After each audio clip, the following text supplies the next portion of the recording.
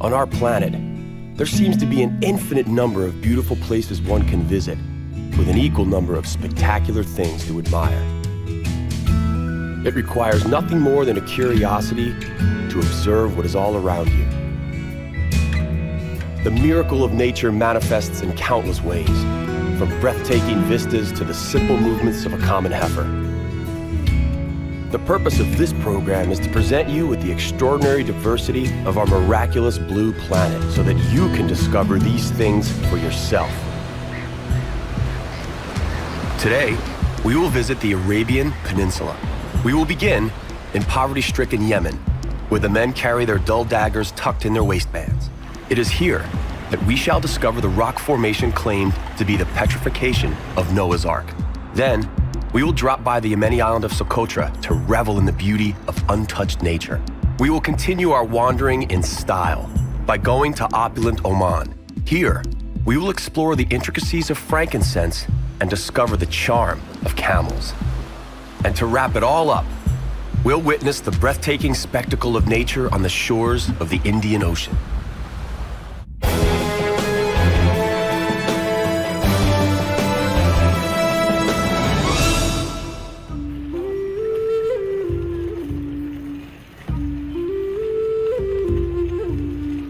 Yemen stretches across an area of 500,000 square kilometers and is surrounded by some of the world's richest nations. In the time of the Roman Empire, Yemen used to be known as the Fortunate Arabia. It is universally considered an ancient and beautiful country. Its geographic position contributes to its fortune as well as its misery. Yemen lies in the crosshairs of a cultural and trading intersection. Unfortunately, it is also directly in the path of an important military zone. The Yemeni territory has been subject to the reign of countless empires and kingdoms. One of the best-known rulers of Yemen was the Sabaean king, who annexed this region from 750 BC to 115 AD. Not long after 115 AD, the Prophet Muhammad began to spread the Islamic faith, which took root in Yemen. Let us take a trip to the distant past, to the city of Marib, once comparable to Rome in its importance to the area. The Wadi Hadramaut is an extensive valley in the midst of a parched expanse. It is one of the first areas in the world where civilization settled. Hans Helfrich first discovered it for the world in 1935. It was the traveler Helfrich that nicknamed it the Manhattan of the desert. Judge for yourself. These mud and straw skyscrapers were erected here at the same time as wild game was still roaming, but today is Manhattan. The land of the Queen of Sheba lies wedged in between the Red Sea and the Gulf of Aden. There used to be an extensive dam here which facilitated the irrigation of an area of 10,000 hectares. Such a feat of irrigation was unheard of at the time. The dam split the surrounding land in two. It was for this reason that the area became known as the Land of Two Paradises.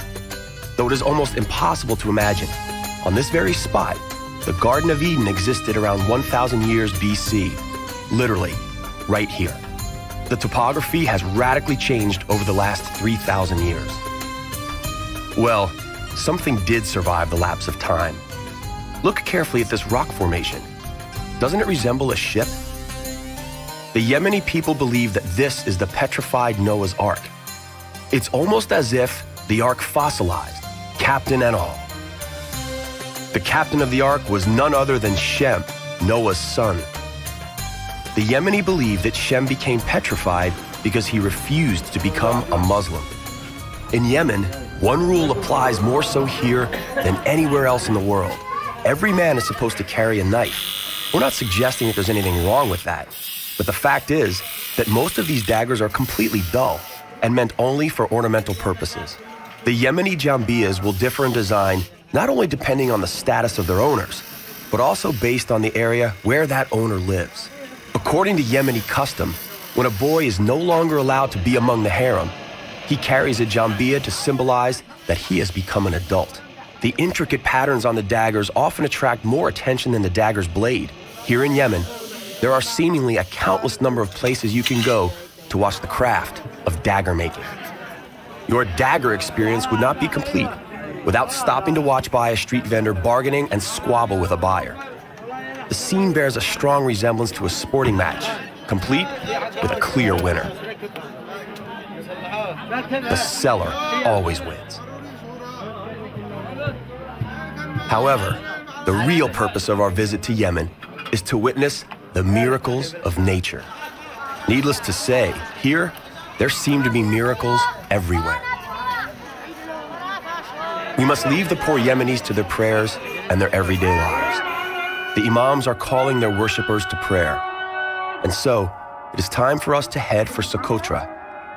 This Yemen island occupies 1 full square kilometer and overflows with an unusual amount of nature's marvels.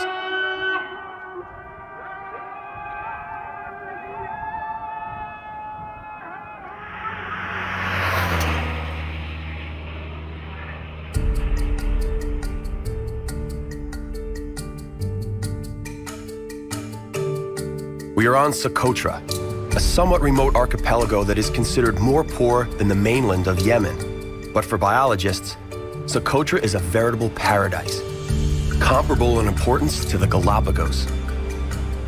The unique and fascinating characteristic of the local fauna and flora is closely linked to its geological history. Scientists consider Cotra to be the most remote piece of dry land in the history of planet Earth. The high degree of endemism is the result of isolation. The endemism is what makes the entire archipelago a significantly remarkable location, both for its biogeography as well as in terms of evolution. 30% of the 900 plants here are endemic, and 10 species are unique. In fact, the pomegranate and the aloe plant originated here. There is so much to admire here.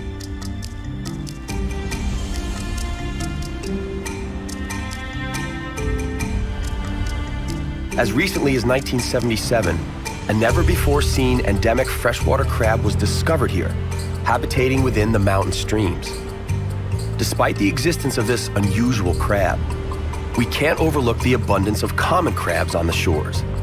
It would be virtually impossible to ignore them anyway, given their sheer numbers and the intricacies of their sand fortresses.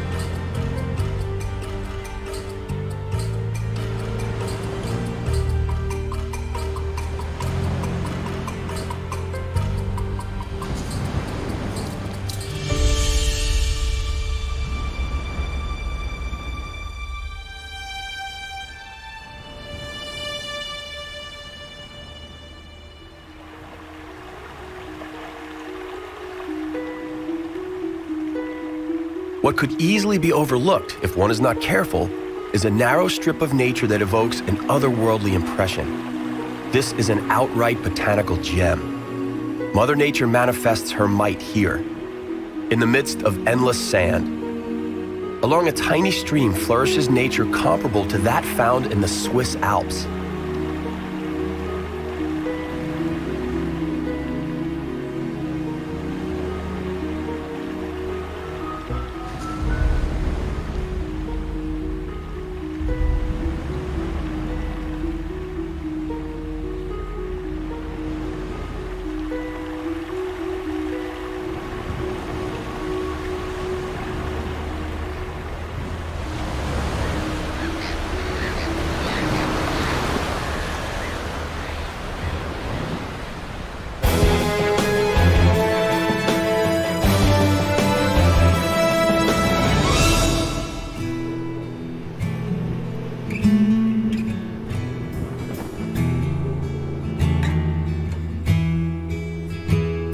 Everywhere you look, something utterly unique can be seen. The locals refer to these plants by a somewhat unflattering phrase. As far as we can translate, they are called the backside of an elderly fat lady with her head buried in the ground. Nevertheless, not even a hideous name diminishes the awe with which scientists view the Cotra desert rose. In order to survive in such harsh conditions, the plants here evolved so as to preserve water in an exemplary manner. Something resembling a small flask containing liquids forms a part of their roots, out of which the plants are able to draw energy.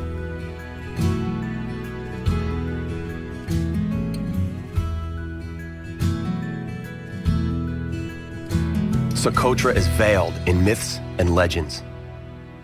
The mythical phoenix bird left his fiery nest once every 500 years to circle human abodes and bring to them life-giving fire on his glowing feathers. According to this legend, Cotra was the fiery nest of the phoenix. Cotra today is classified as a treasure chest of the world's natural heritage, particularly due to its prehistoric fauna and flora. A vast majority of the island's flora and fauna are endemic, meaning they do not exist anywhere else in the world. Among the best known is the dragon blood tree, Dreisena cinnabari. It resembles a giant mushroom. Its treetop is made of long, thick green needles. The tree survives on dew that collects onto these needles at night.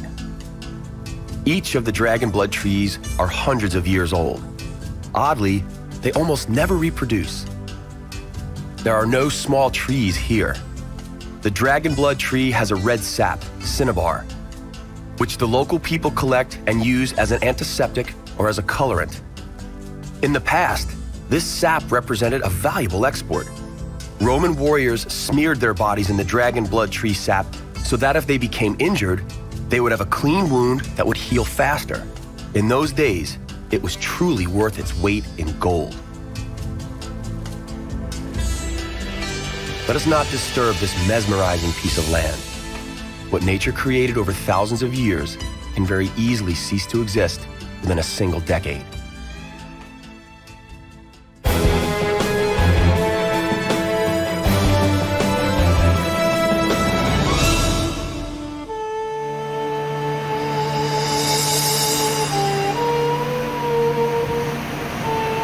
Welcome to the Sultanate of Oman. A sultanate is an unusual state system in which the sultan rules. It seems like something out of the 1001 Nights fairy tale.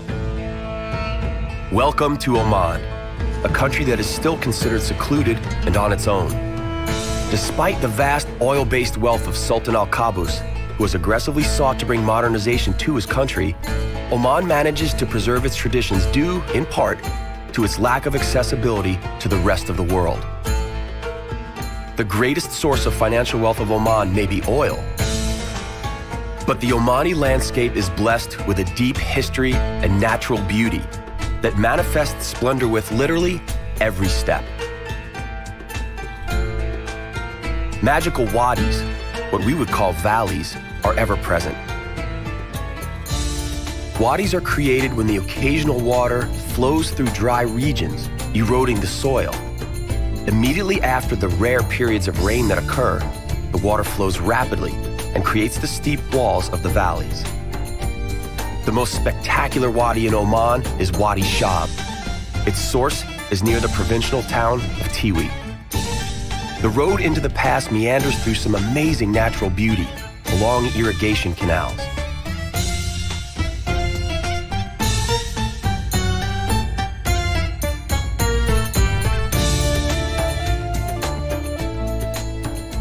Owing to its oil wealth, the Sultan can afford to realize even some very extravagant ideas. For instance, here, in front of the Sultan's palace, they lay red asphalt instead of a red carpet.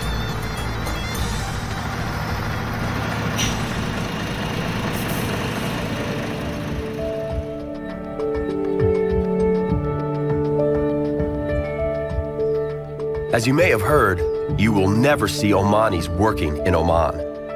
All the laborers are from poorer Arab countries, usually from Yemen. And so it is that even the harvest of the fruit in the Garden of Oman is done by foreigners. Banana plantations stretching across hundreds of hectares of land are irrigated through an ingenious system of canals using drinking water.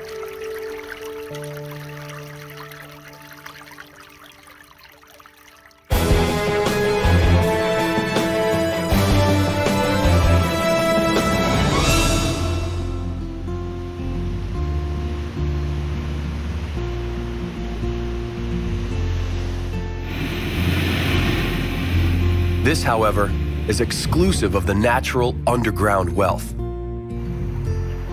Here, Mughsal spurts salty seawater from hollows.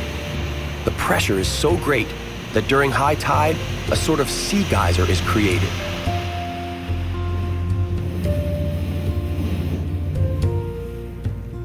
Long before the oil wealth began filling the Sultan's treasury, an entirely different commodity was the main source of income. On the shores of the Indian Ocean, near the Garden of Oman, lies the beginning of the Incense Road. Incense was extremely popular in medieval Europe. The Incense Road originated here on the Salalah Plain. It was located on a bay which coincidentally had a port. The port was named Khor Rori and was discovered only recently. The real origin of the Incense Road, however, is right here in this crater, which appears to have originated in Oman. The slopes of the surrounding mountains are peppered with small, atypical trees with ugly leaves of interesting shapes. Among the trees are a maze of well-trodden paths made by the incense collectors. The incense trees have thick leaves to ensure survival in the desert. A question presents itself. Why doesn't such a tree find a place to live in a slightly more hospitable environment? A virtual army of biologists attempted to plant this tree almost everywhere else on the planet, but had no success. The Omani explanation goes as follows. The incense tree is a gift from Allah. The land upon which it grows may not be sold. The owner who attempts to do so would thus indicate his arrogance for Allah and his gift. The incense trade thrives here. The Incense Road leads from the Rub al-Khali Desert, otherwise known as the Empty Space, west, all the way to the shores of the Mediterranean Sea. From there, it continues to Europe. When the incense reaches Europe, it is referred to by its Latin name, frankincense. Clearly, incense marketing was important as far back as the Middle Ages. Let's take a short trip up this Incense Road. Now we are off to Muscat. The first thing to notice in Muscat is a giant incense burner. It is in the Al Riyam Park above the Mutra Quarter. Thankfully, it functions solely as a lookout point because, should it burn, it would embalm possibly the whole of Oman. We are at the souk. Naturally, a traditional incense burner is the first thing we see. We conclude our own incense road here in the local stores. Different varieties of incense are available, including sandalwood. The place is enveloped in a lovely scent, which emanates through the entire souk.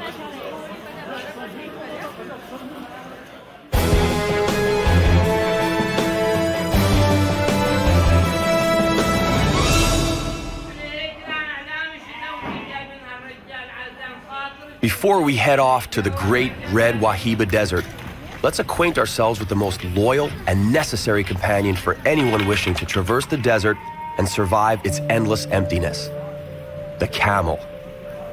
The Bedouins claim that the camel is the Ata Allah, or God's gift. The camel is the best adapted of all animals to a life in the desert. It can go extended periods without any water, but once a camel decides to drink, it is a sight worth watching. A camel takes in some 150 liters, enough to fill a large bathtub. Also, it can digest just about anything, from cardboard to an old shoe. Arabian camels have only one hump. They are able to draw energy out of the oil and fat they have accumulated in this hump. For the Bedouins, a camel is not only a means of transportation, but an invaluable source of nutrition as well. Bedouins drink camel milk and eat camel meat. Camel wool is used in weaving rugs, sacks, and tents. Camel droppings are used as fuel, and the skin and stomach are used as vessels to carry water and milk. The camel is, in every sense, absolutely necessary for survival in the desert.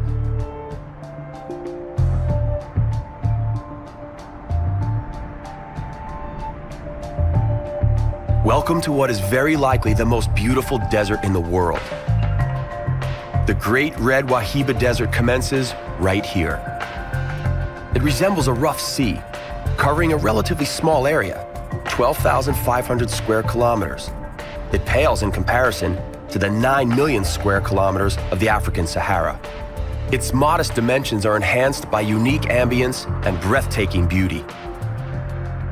This region, measuring 180 kilometers from north to south and 80 kilometers east to west, was named after the Bedouin tribe, the Wahiba.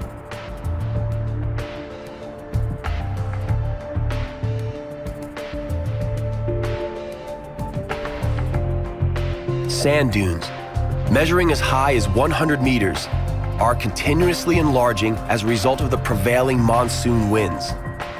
For all but a few, this is a remote and hostile place, only crossed by caravans of Bedouins. But appearances are often deceptive. Even in this apparent wasteland, we find life. Having originated during the Quaternary period by the continuous impact of the southwesterly monsoons and northern trade winds, this desert is the home to 16,000 species of animals and 160 types of plants.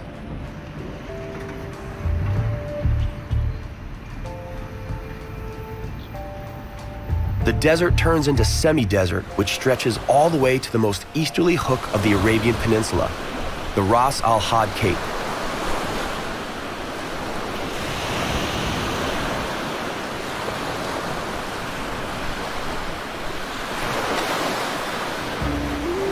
A stunning beach at the very tip of the Arabian world.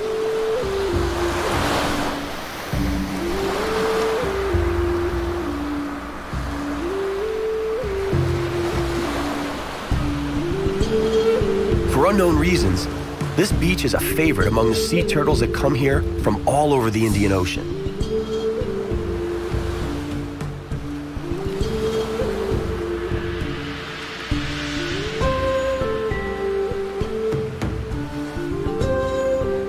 These huge sea turtles beach themselves from the ocean just past midnight. They emerge onto the beach in respectable numbers in search of the perfect spot to lay their eggs.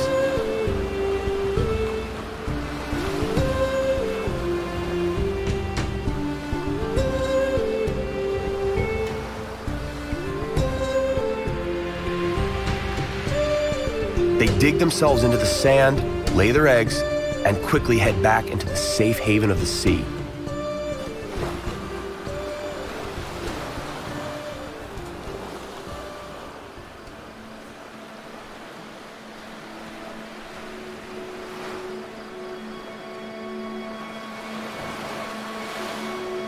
Sometime later, troops of turtle hatchlings follow into the depths of the ocean.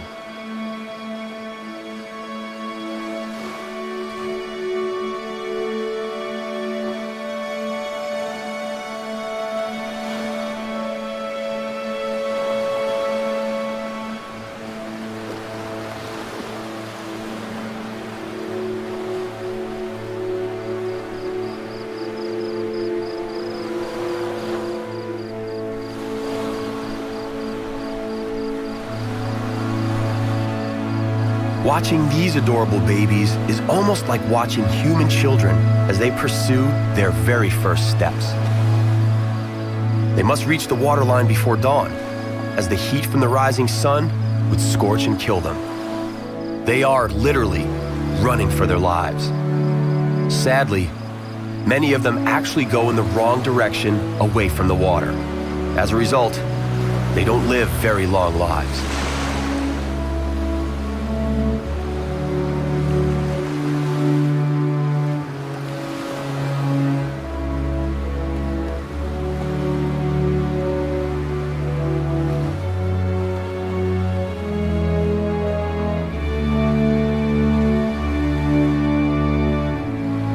For those that make it into the Indian Ocean, we wish them bon voyage. May they live long, healthy lives. Good night. Sabah al khair.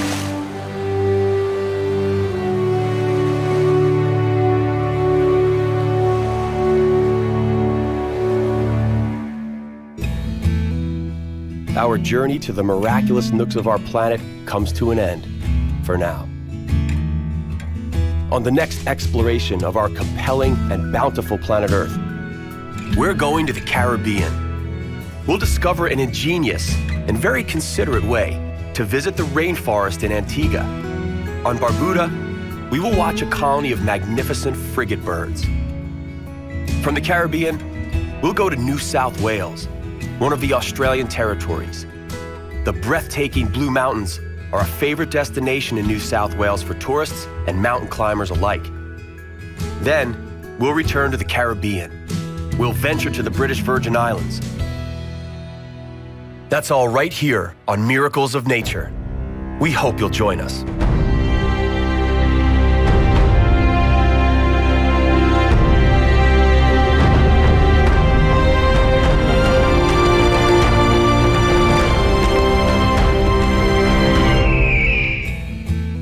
On our planet, there seems to be an infinite number of beautiful places one can visit, with an equal number of spectacular things to admire.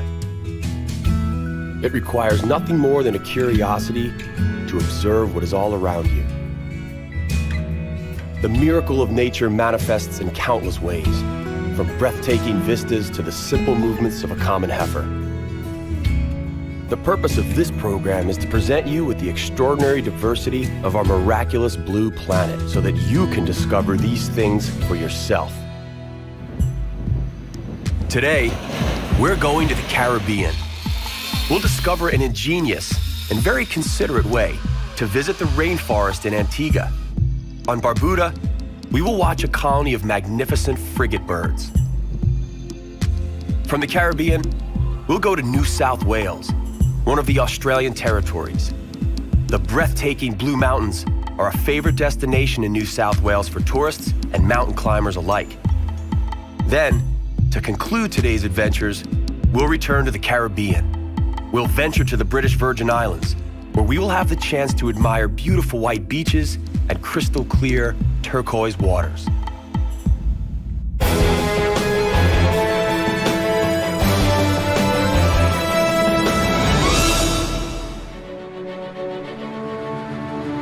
Antigua lies where the Caribbean meets the Atlantic Ocean. Anthropologists believe that this island was inhabited as early as the Stone Age. However, it was only discovered by the Europeans when Christopher Columbus made his second sail in 1493. Having endured a short-lived dispute between the French, English, and Spanish, Antigua became a part of the British Empire in 1657. In 1967, the island became autonomous as an annexed state of Great Britain. Then, in 1981, it declared independence under the names Antigua and Barbuda. Immediately what comes to mind when we say Caribbean is hot sun, white sand beaches, and of course, music, and in particular, the sizzling Caribbean beat of calypso. Oh, skin girls, stay home and mind you, baby. The bays and lagoons lining the coast are ideal for fishing. I go in way on a fishing boat, never to come back. Antigua gets ready for bed beneath a fairy tale sunset. The Antiguan tropical climate doesn't consist of scorching heat all year round. In the rainy season, Antigua is lashed by torrential rains. The rain ensures sufficient moisture necessary to nurture one of Antigua's main attractions, the tropical rainforest reservation and its indigenous vegetation. To protect this unique ecosystem, it is forbidden for humans to set foot inside the rainforest. Despite this strictly enforced rule, the Antigans were pretty resourceful in devising a clever means to make this attraction accessible. In the high crowns of the ancient trees, there hangs a system of ropes and hanging bridges from which the visitors can move, using their own weight and strength. Everything is done under the watchful eye of local instructors. Traversing on ropes may appear risky, but the instructors are there to ensure the safety of their tourist clients. And so tourists bored with idling on the beach and bathing in clear waters may embark on this unusual adventure. Up here, they can marvel at the beauty of Antiguan nature while not interfering with it. And a lot of people come here and all they're expecting to see is the seaside and the sand and the sea. So there was an opening to do something completely different. So we thought we'd do something that was eco-friendly, so we'd introduce people to other aspects of Antigua and just give another string to the bow of the 365 beaches.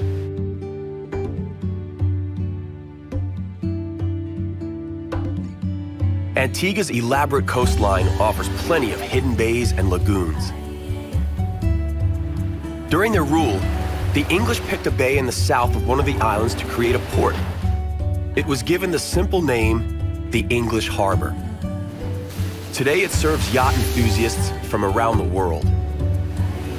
On the eastern part of the island, there is a fascinating rock formation known as the Devil's Bridge. The surf hollowed a series of crevices and holes in the limestone, out of which geysers spur. Mother Nature manifests her might with giant waves that unceasingly devour the rocky shores. The heavy demand by neighboring islands for the pinkish sand of Barbuda has spurred the sad business of trucking this treasure to the port. The heavy demand is, of course, fueled by the boom of the tourism industry. Because Barbuda is not as easy to get to as other islands, relatively few tourists take the trouble to find their way there. To make ends meet, the local people indulge in this frighteningly short-sighted business venture.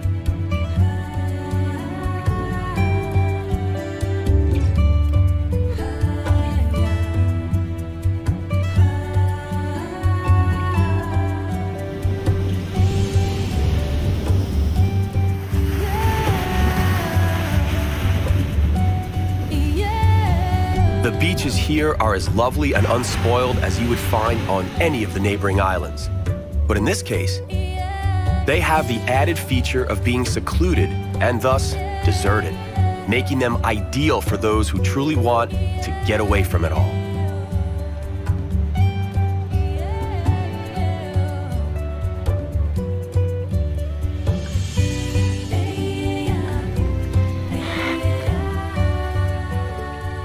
Acquiring the traditional tropical treat, some coconut, requires considerable skill and agility.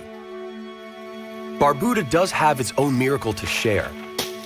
The biggest colony of magnificent frigate birds in the Caribbean is located here in the Coddington Lagoon.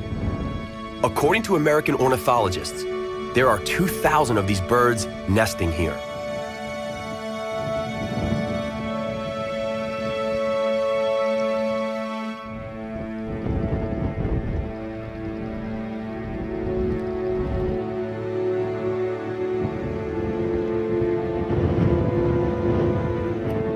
The birds sport a crimson lobe sac on their necks, which somehow resembles a heart.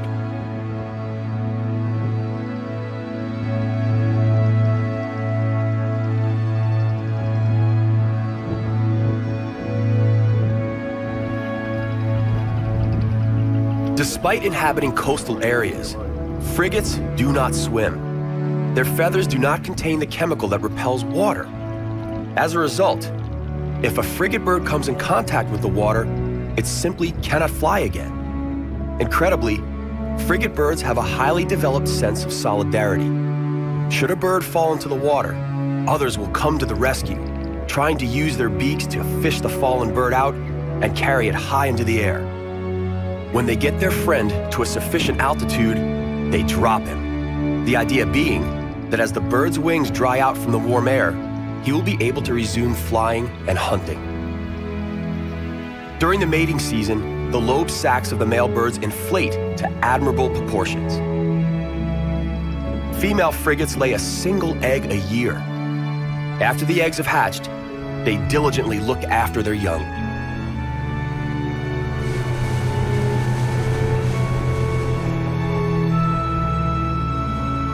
Frigate birds make their home in the mangroves. It is ideal for hatching eggs and for providing shelter from the elements. Mangroves also shelter the island from giant waves, and in particular, hurricanes. It is for this reason that the locals perceive the mangroves as beneficial and not as a nuisance weed. It would be an understatement to say that the people of Barbuda know about hurricanes.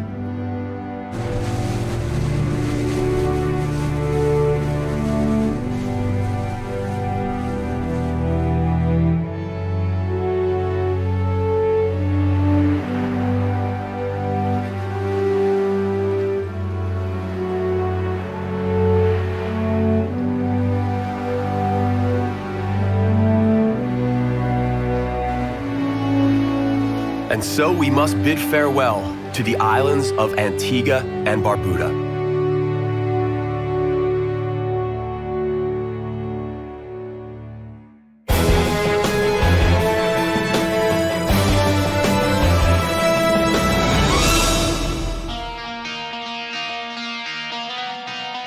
We now move on to New South Wales, one of the states of the Australian Federation. Is there anyone who does not know the two most familiar of all Australian animals? One, of course, is the koala bear. This one seems to be lazily dozing on a eucalyptus bough. The second, and equally as infamous, is the kangaroo. They are so dear to the Australian people, they are included as part of the Australian national emblem. They mostly inhabit an area known as the heart of the country.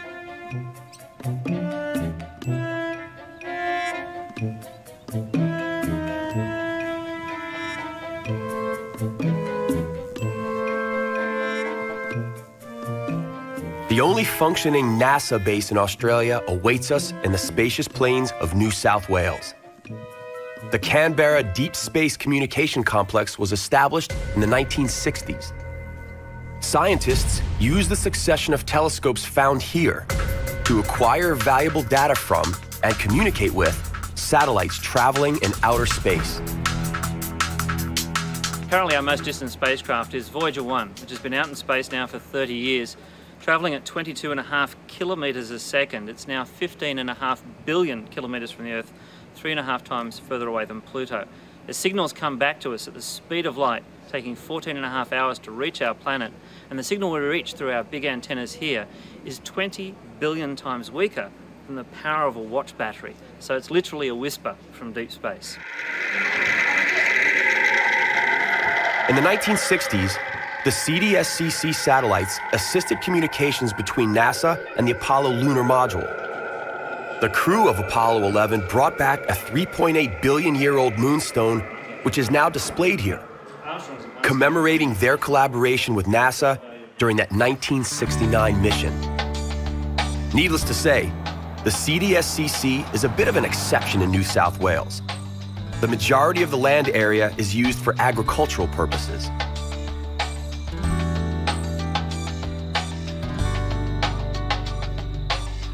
Due to its altitude, this plateau is somewhat different in climate from the nearby subtropical coastline. The landscape has an almost European feel to it.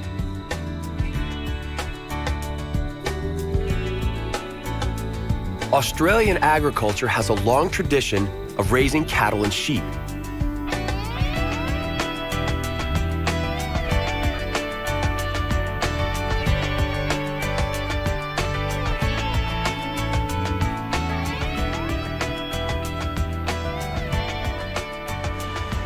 On the other hand, Sydney, the capital of New South Wales, is known for great surfing and kiting opportunities.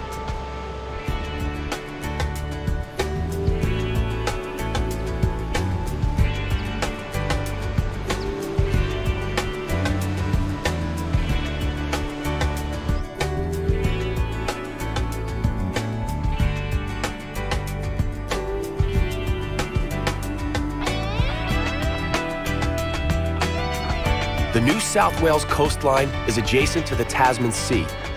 Seabirds of all kinds thrive here.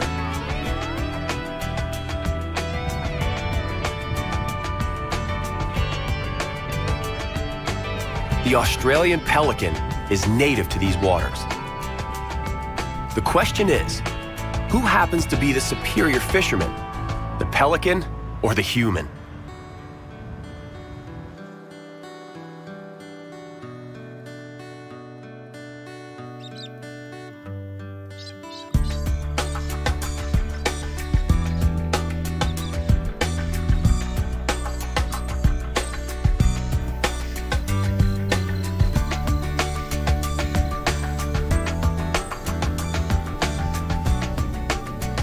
Due to its mild summers, the climate in New South Wales is ideal for the cultivation of wine.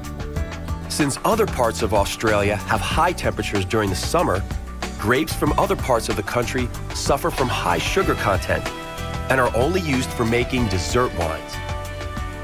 The wine from the Hunter Valley region of New South Wales is superb. Wine has been cultivated here since 1858, when an Englishman, Edward Tyrrell, planted the very first vineyard here. It has become a time-honored tradition in the last century and a half.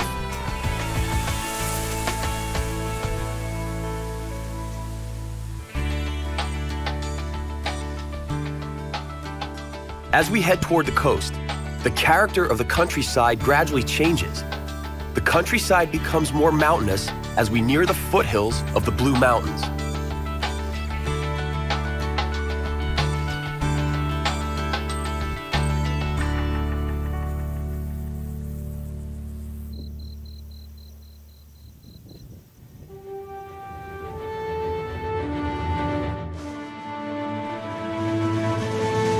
The Blue Mountains form a part of the Australian Great Dividing Range.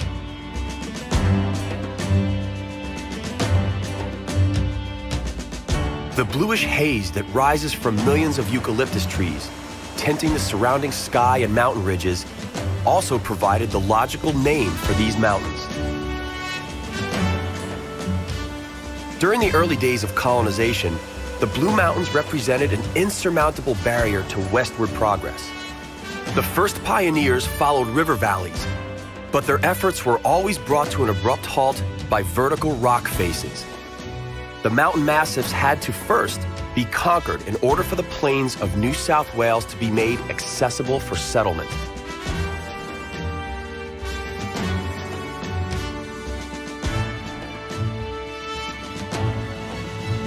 The deep canyons and steep cliffs lure mountain climbers from around the world.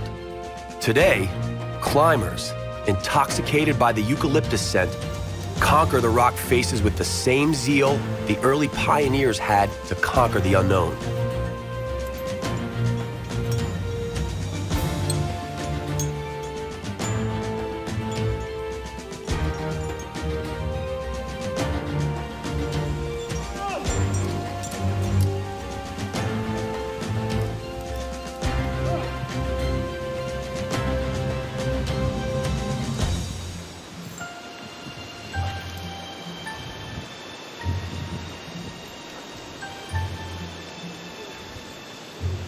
The local technological wonder is the zigzag railway. In the middle of the 19th century, engineers racked their brains trying to find possible solutions to the challenge of building a railway in such a terrain. The result was a series of turnback ramps, a sort of auxiliary structure built into the rock. This ingenious system would have been forgotten in time had it not been for a bunch of enthusiasts. In the 1970s, they rebuilt the tracks, 2 tunnels, and a number of viaducts to create a picturesque steam engine train tour on this route. Such a steep ascent may be viewed as a metaphor for the development of the whole Australian society. Don't forget, Australia started out as a British penal colony before evolving into a warm and welcoming sovereign state. But now, it's time for us to return to the Caribbean.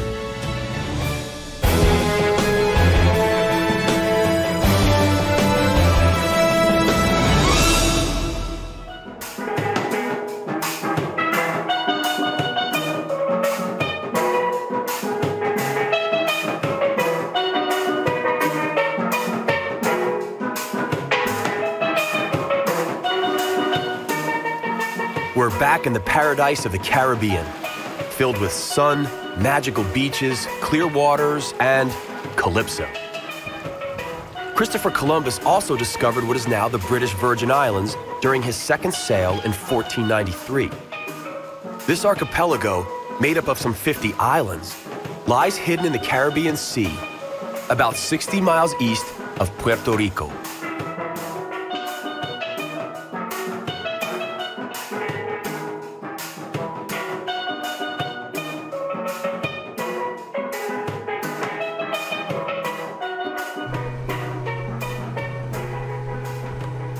This stunning place was inhabited by a South American tribe of Indians called the Arawak as early as the year 100 AD. In the 15th century, the Arawak tribe was driven out by the more aggressive Carib tribe. Subsequently, in the 16th and 17th centuries, the Dutch, French, Spanish, Danish, and British all fought for influence throughout the area. Great Britain emerged victorious, and the islands have been under its administration ever since. The islands became an independent British colony in 1960 and gained wider autonomy 7 years later. Tortola is the main island, and its capital is called Road Town. there are a great number of other, smaller islands, many of which have private owners.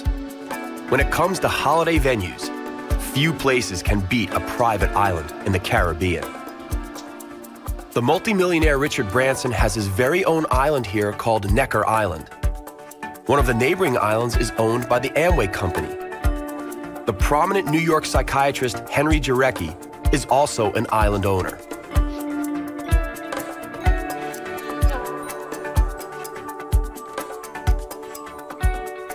Hundreds of thousands of tourists flock to the British Virgin Islands, or BVI, each year in search of the perfect holiday. As a result, the BVI are among the most thriving regions of the Caribbean.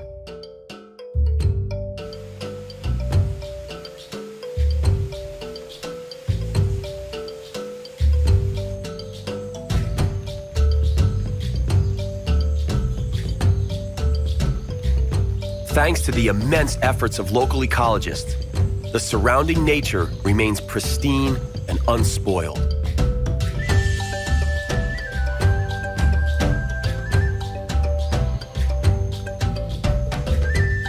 A variety of tropical crops thrive in the rich soil.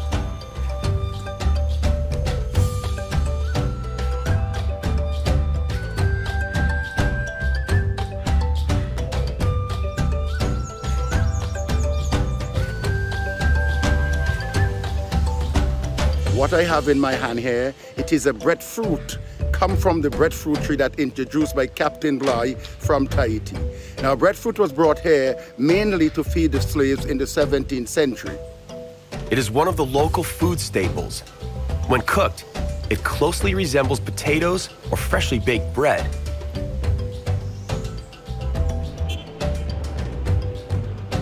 The most popular sport here, as in Antiga, is cricket, a true British export.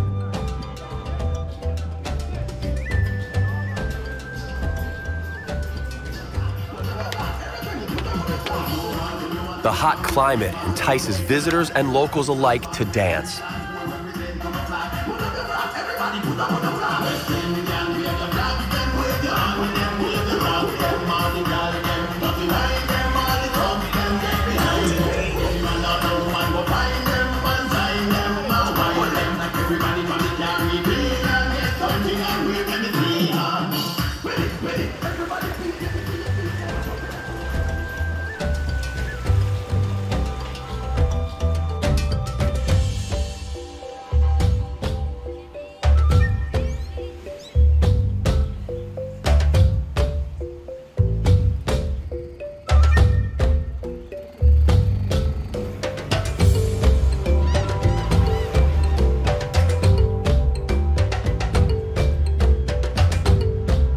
Travelers are attracted to the BVI by steady winds promising ideal sailing conditions. Here, you can see yachts of all imaginable shapes, sizes, and colors.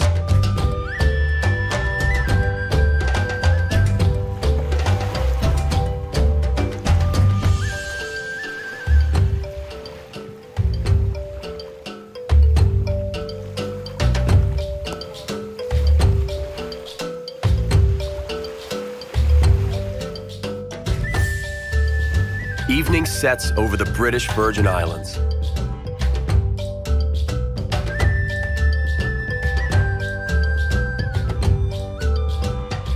The weather isn't permanently sunny and peaceful. Hurricanes annually haunt the Caribbean. Since the wind seems to be picking up, we'll bid farewell to the islands, just to be on the safe side.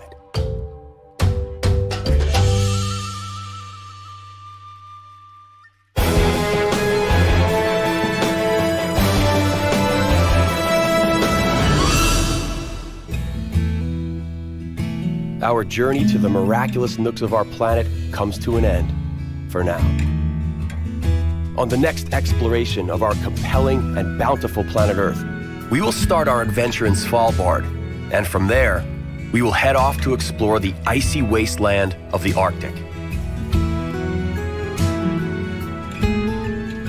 Later in the program, we will discover the splendor of Canadian nature and two of its French-speaking regions.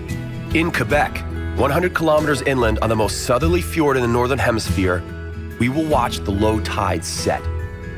In Alberta, we will seek to comprehend the sheer size of the Saskatchewan River and the majestic Rocky Mountains. That's all right here on Miracles of Nature. We hope you'll join us.